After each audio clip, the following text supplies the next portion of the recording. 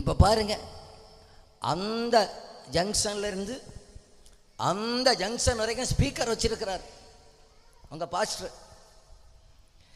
ஸ்பீக்கர்லாம் சிலர் வீட்டுக்கு முன்னால இருந்து கேட்குது இல்லையா, அவங்கள்ட்ட தனியாக கூப்பிட்டு கேட்டு பாருங்க, இந்த ஸ்பீக்கர் வச்சிருக்கிறதுனால உங்களுக்கு ஏதாவது பிரச்சனை உண்டான்னு. சிலருக்கு பயங்கர பிரச்சனையாகும்.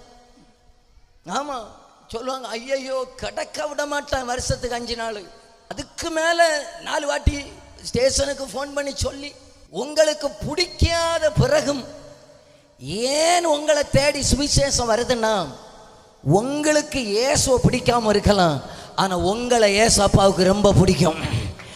ஆகையினால ஒரு வாய்ப்பை கூட தந்திருக்கிறார், உங்க மேல இரக்கமுள்ளவரா வாய்ப்பை தந்திருக்கிறார். நீங்க அசட்டை பண்ணிடாதீங்க, ஜனத்துடைய ரட்சிப்புக்காகவே மௌனமாக இருக்கிறார்.